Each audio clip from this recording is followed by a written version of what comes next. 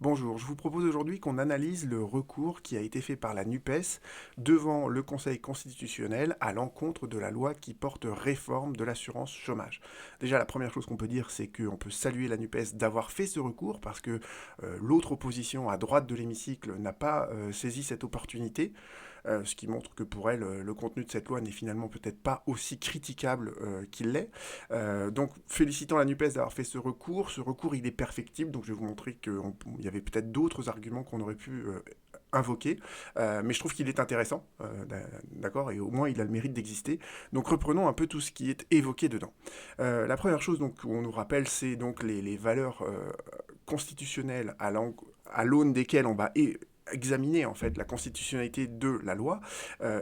Donc la NUPES nous dit bon, bah, la première valeur constitutionnelle, c'est le droit à la sécurité sociale. Et le droit à la sécurité sociale, il apparaît où? Il apparaît dans le préambule de la Constitution de 1946 au 11e alinéa, quand on vous dit que eh bien, tout être humain qui, en raison de son âge, de son état physique ou mental, de sa situation économique, se trouve dans l'incapacité de travailler, a le droit d'obtenir de la collectivité des moyens convenables d'existence. Et c'est à partir de ce 11e alinéa que le Conseil constitutionnel a considéré que le droit à la sécurité sociale, c'est une valeur constitutionnelle.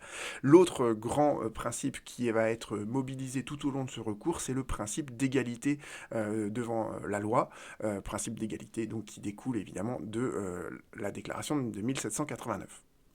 Donc la première chose que va la grande critique en fait que fait la NUPES à l'encontre de la loi qui porte réforme de l'assurance chômage, c'est ce qu'on appelle l'incompétence négative du législateur. Le législateur en fait, il doit faire des lois et il ne peut pas en fait déléguer le pouvoir de faire des lois au gouvernement parce que s'il fait ça, en fait, il méconnaît sa propre compétence parce qu'il la délègue à quelqu'un qui n'a pas le pouvoir d'écrire des lois à sa place. Donc ça, en fait, ça apparaît dans l'article 34 de la Constitution. L'article 34 de la Constitution nous dit, en droit de la sécurité sociale, le législateur, il doit poser les grands principes du droit de la sécurité sociale. Et là, c'est pas le cas. Pourquoi? Parce que selon les députés de la NUPES, eh bien en fait là, le législateur, il a totalement délégué toutes ses prérogatives au gouvernement, au pouvoir exécutif, en lui laissant la possibilité justement de moduler par exemple les droits des assurés en fonction des cycles économiques, et ça peut entraîner ainsi donc des ruptures d'égalité. Alors cet argument il est intéressant, mais en même temps les parlementaires se sont tirés dans le pied dans ce paragraphe-là. Voilà. Dans ce paragraphe-là, je vous le lis. En effet, la loi, présentement déférée au Conseil constitutionnel, confère purement et simplement au gouvernement le soin de se substituer aux partenaires sociaux pour fixer lui-même les règles conditionnant et paramétrant le bénéfice de l'assurance chômage. Et là, voyez, une fois qu'on a lu cette phrase, le premier argument relatif à l'incompétence négative, il tombe tout seul. Pourquoi? Parce qu'en fait, le droit de la sécurité sociale a été construit sur cette logique qu'on appelle la logique du paritarisme, c'est-à-dire qu'on dit que les syndicats des salariés et les organisations patronales gèrent de manière paritaire la sécurité sociale, les différentes branches de la sécurité sociale, et donc elles se mettent d'accord pour convenir sur une période donnée de 2-3 ans quelles vont être les règles de l'assurance maladie, de l'assurance chômage, etc. Et le paritarisme dans le droit de l'assurance chômage, eh bien en fait il n'a jamais fonctionné, il est grippé. Ça fait des années en fait que les partenaires sociaux ne parviennent jamais à se mettre d'accord sur les nouvelles règles de la convention de l'assurance chômage, ce qui fait qu'à la fin, le gouvernement vient toujours siffler la fin de la partie et dire dorénavant, c'est moi qui prends les décisions puisque vous êtes incapable de les prendre vous-même. Donc le grief de l'incompétence négative, en fait, il marche pas parce que historiquement, par construction, en fait, le droit de la sécurité sociale, il a été construit sur cette délégation qui a été faite par le législateur aux partenaires sociaux. Mais les partenaires sociaux ne pouvant pas se mettre d'accord, eh bien en fait le gouvernement a simplement dit je vais prendre leur place parce qu'au moins ce sera plus efficace. Donc vous voyez que ce premier grief de l'incompétence négative, eh bien en fait il est ruiné par cette phrase. Et cette phrase tout le monde la connaît. On sait que les partenaires sociaux sont absolument incapables de se mettre d'accord sur les conventions de chômage. Donc voilà, je pense que là, de ce point de vue-là, l'argument est un peu faible. Mais voilà, ils disent vraiment, ils se fondent sur ce principe de l'incompétence négative pour dire, il faut au moins que la loi soit suffisamment précise pour qu'il n'y ait pas un risque d'arbitraire de la part de l'exécutif. Donc ça, c'est le premier argument qui va être invoqué par devant le Conseil constitutionnel, et je pense que le Conseil constitutionnel va l'écarter, justement en rappelant que le paritarisme étant un échec, il faut bien que quelqu'un s'y substitue, et comme c'est pas du rôle du législateur, ça sera celui du gouvernement.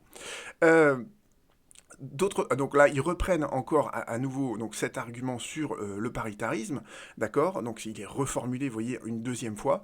Donc ça, c'est le grief général donc, sur le premier article de la loi. Et ils le reprennent encore, cet argument, à travers donc, cette histoire de la modulation des durées d'indemnisation du chômage en fonction des cycles économiques.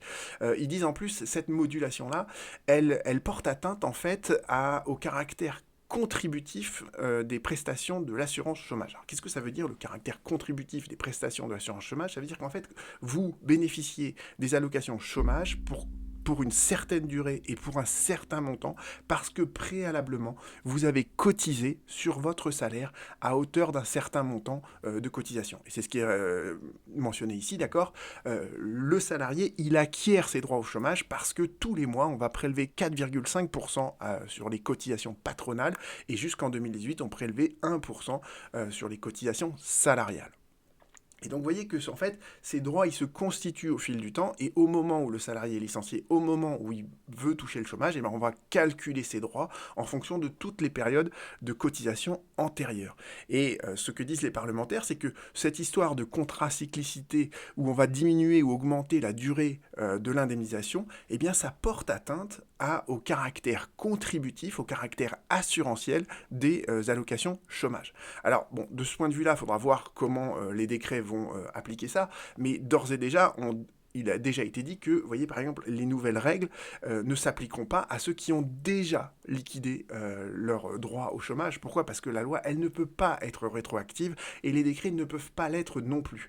Donc, il n'est pas certain que cet argument retienne l'attention du Conseil constitutionnel, pour une autre raison d'ailleurs, c'est que en fait les droits, cette logique en fait des droits contributifs et des droits acquis, en fait elle ne vaut que lorsqu'on a liquidé ces droits, d'accord. Tant qu'on est employé, tant que le contrat de travail n'est pas rompu et qu'on est en train de constituer ses droits au chômage chaque mois par le prélèvement de ses cotisations sociales, eh bien le droit au chômage, il est encore que éventuel. On parle de droit éventuel, et le droit, il se transforme d'un droit éventuel en un droit acquis au moment où le salarié demande à bénéficier du chômage. Donc vous voyez que là, il n'y a pas d'atteinte avec la loi nouvelle à tous ceux qui ne sont pas encore au chômage, parce que pour l'instant, ceux qui ne sont pas encore au chômage, ils n'ont pas encore de droit acquis à un certain montant d'allocation de chômage et une certaine durée.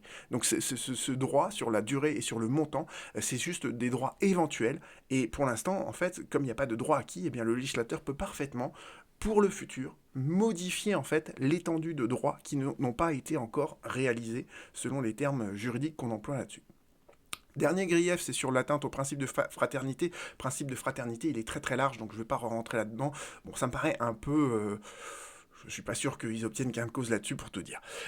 Après, l'autre critique qui a été faite, c'était sur ce dont je vous ai d'ailleurs parlé déjà sur cette chaîne, sur cet article de la loi qui dit que lorsqu'un salarié en CDD ou en intérim refuse par 2 fois un CDI qu'on lui propose, eh bien on va le priver de ses allocations chômage. Donc ça, c'est tout ce qui est répété ici, qui est synthétisé ici. Ils en expliquent ensuite le fonctionnement par là. Et les députés pensent que, en fait, ce mécanisme-là, ça crée une rupture d'égalité. Donc c'est inconstitutionnel parce que c'est contraire au principe d'égalité, et c'est manifestement inapproprié. Pourquoi ? Parce que, en fait, vous pouvez avoir 2 personnes qui sont dans des situations identiques et qui vont être traitées de manière différente. Donc pour les députés, en fait, ils disent, voilà, celui qui est en CDD et à qui on va proposer 2 CDI et qui les refuse va perdre son droit au chômage, alors que l'autre, qui est en CDD et à qui on ne va pas proposer 2 CDI, eh bien en fait, va pouvoir garder ses allocations chômage. Donc pour eux, c'est ça la rupture d'égalité. Sauf qu'en fait, c'est pas une situation d'égalité, là. Parce qu'en fait, c'est ce qui nous rappelle juste après la jurisprudence du Conseil constitutionnel sur le principe d'égalité. Le principe d'égalité n'interdit pas de traiter de manière différente des personnes qui se trouvent dans des situations différentes. Le salarié en CDD à qui on propose de CDI, il n'est pas dans la même situation que le salarié en CDD à qui on ne propose pas de CDD. Donc la rupture d'égalité, elle n'existe pas parce qu'on est dans des situations qui sont différentes. En revanche, et c'est là où, en fait, je pense que les députés de la NUPES pourraient s'abonner à ma chaîne YouTube, euh, c'est que je l'ai clairement dit quand j'ai fait ma vidéo l'autre jour sur ce mécanisme-là, c'est que ça porte atteinte à la liberté contractuelle. La liberté contractuelle dans ces deux décisions du Conseil constitutionnel, la dernière en date, hein, je dirais, elle est quand même pas très loin puisque ça date vous voyez, de août 2021. La liberté contractuelle, c'est quoi? C'est de dire qu'on peut choisir de conclure ou de ne pas conclure un contrat, on peut choisir son co-contractant et on peut choisir le contenu de son contrat. Or, le mécanisme qui est prévu dans le Code du travail, là, qui va rentrer en vigueur, il porte atteinte à ces trois libertés contractuelles. Parce que le salarié en CDD ne peut pas refuser le CDI qu'on lui propose, sinon il va perdre ses allocations chômage. Il ne peut pas négocier avec qui il va signer un CDI, puisque c'est l'employeur qui lui propose un CDI et il doit signer avec lui. Et il ne peut pas signer le contenu, il peut pas négocier le contenu du contrat, puisque le contrat il a été établi de manière unilatérale par l'employeur. Donc c'est quand même, vous voyez, c'est regrettable que dans ce recours devant le Conseil constitutionnel, on n'ait pas invoqué la liberté contractuelle, parce que ça, à mon avis, c'était un critère qui était totalement pertinent. Et si, c'est ça le danger en fait d'un recours devant le Conseil constitutionnel, si le Conseil constitutionnel écarte cette argumentation de la NUPES en disant il n'y a pas de rupture d'égalité, eh bien, et qu'il ensuite le Conseil constitutionnel déclare que ce nouvel article du Code du travail, il est conforme à la Constitution, on ne pourra plus ensuite critiquer derrière l'inconstitutionnalité de cette disposition au regard de la liberté contractuelle. D'accord? Le recours devant le constitutionnel, il purge, une fois que le Conseil constitutionnel a statué là-dessus, il purge de toute inconstitutionnalité les dispositions qui lui ont été déférées. D'accord? Et c'est ça le danger. C'est pour ça qu'il faut faire attention quand on rédige un recours devant le Conseil constitutionnel ou quand on rédige un mémoire sur une QPC. Vous voyez, il faut faire attention d'invoquer tous les arguments qui peuvent permettre de faire censurer comme étant inconstitutionnel un article de la loi. Et là, malheureusement, ils sont passés à côté. Ils ont invoqué une rupture d'égalité qui, à mon avis, est faible, et ils sont passés à côté de cet argument de la liberté contractuelle qui était quand même assez embêtant. Après, bon, sur tout ce point-là, donc là, vous voyez, j'ai fait une flèche. Alors là, en fait, ils partent dans de grandes considérations de politique générale sur l'évolution de l'assurance chômage, etc. Et là, la réponse du Conseil constitutionnel, elle est dictée, elle existe par avance. Ils vont faire un copier-coller de ce qu'ils disent par ailleurs partout. Ils vont reprendre cette phrase-là. Le Conseil constitutionnel, il va écarter tous ces arguments en disant l'article 61 de la Constitution ne confère pas au Conseil constitutionnel un pouvoir général d'appréciation et de décision de la même nature que celui du Parlement, mais lui donne seulement les compétences pour se prononcer sur la conformité des dispositions législatives soumises à son examen, etc.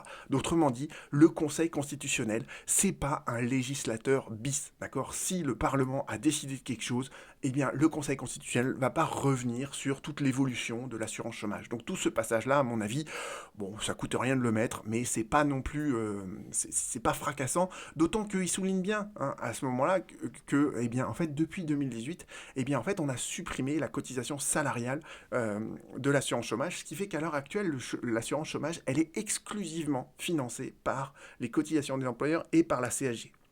Donc vous voyez que ça souligne bien, ce passage-là, il montre bien qu'en fait on n'est plus vraiment dans des droits qui sont contributifs, d'accord? Les droits que le salarié acquiert tout au long de la relation de travail vis-à-vis du chômage, ils sont exclusivement financés par les cotisations patronales et plus du tout par les cotisations salariales, ce qui atténue encore, vous voyez, le côté un peu contributif des prestations chômage. Et on en vient enfin au deuxième article qui méritait critique, c'était le coût de l'abandon volontaire en fait d'un poste qui fait qu'on présume dorénavant qu'en cas d'abandon volontaire, en cas d'abandon de poste, le salarié, il est démissionnaire. Donc là, en fait, les parlementaires disent que on est en présence d'une rupture d'égalité qui s'apprécie à deux niveaux. Alors j'ai compris le premier niveau, j'ai pas compris le deuxième niveau. Ils disent voilà, il y a deux cas de figure maintenant qui vont être possibles, c'est-à-dire qu'il y a celui qui est en abandon de poste et qui va être licencié par son employeur pour faute grave, parce que ça c'est toujours possible, l'employeur pourra toujours licencier quelqu'un pour son abandon de poste en considérant que c'est une faute grave, et il y aura celui qui, dans la même situation, sera considéré comme démissionnaire de la part de son employeur. Et vous voyez bien que là, il y a effectivement deux situations qui sont identiques, mais qui produisent des effets juridiques qui sont totalement différents, puisque dans un cas, dans le cas de licenciement pour faute grave, il y aura bien la perception des indemnités de licenciement, et dans l'autre, vu qu'il est démissionnaire, il n'y aura pas de perception des indemnités de licenciement. Donc là, il y a une rupture d'égalité, effectivement, c'était pas mal de le dire, mais surtout l'autre rupture d'égalité auquel les parlementaires n'ont pas pensé, et qui quand même méritait d'être soulignée, c'est qu'à l'heure actuelle, vous pouvez avoir quelqu'un qui est licencié pour faute grave, qui est licencié pour faute lourde, qui a par exemple volé dans l'entreprise, etc. Cette personne-là, elle sera indemnisée, elle percevra ses indemnités de chômage. Alors que la personne qui est démissionnaire parce qu'elle est en abandon de poste, vous voyez, son attitude, elle est même pas fautive, elle est même pas considérée comme fautive de la part de son employeur, à tel point qu'il va même pas le licencier pour faute grave, eh bien cette personne-là, dont l'attitude n'est pas fautive, se verra privée de toutes ses indemnités de chômage. Donc là, à mon avis, il y a cette autre rupture d'égalité qu'il fallait faire valoir, c'est que quand on a un comportement absolument atroce dans l'entreprise qui justifie un licenciement pour faute grave, pour faute lourde, on perçoit le chômage, alors que quand on est simplement en abandon de poste, on est considéré comme démissionnaire, alors que ça, c'est absolument pas fautif, et on se voit retirer toutes ses indemnités de chômage.